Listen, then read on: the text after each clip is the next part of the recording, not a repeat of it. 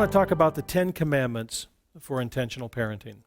When we were raising our kids, I was looking at what are the commandments that we want to follow? What are the things that we want to be known for as a family? Now, my 10 commandments that I'm going to share with you today for intentional parenting were mine. You may have your own.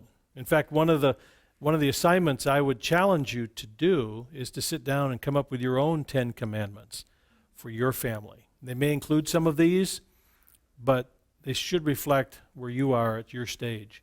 These are the things that we live by. These are the things that are going to be important to us as parents in raising our kids. Does that make sense? It's a great assignment for you if you want to look for an opportunity to go a little deeper as a parent. So let's get started with these. 10 Commandments for intentional parenting. Number 1, in our family, we will protect each other from harm. You know, the world is full of a lot of things that are an enemy to our family.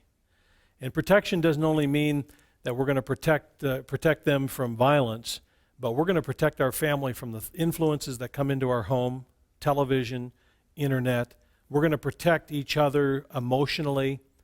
The home should be the safest place on the face of the earth. I should be able to go home, and your kids ought to be able to come home, and when they close the door, they feel completely safe in your home. It's not a place of criticism. It's not a place of ridicule. It's not a place of violence or abuse or a place where they're going to feel that they've been demeaned or put down, but it's a place of great encouragement.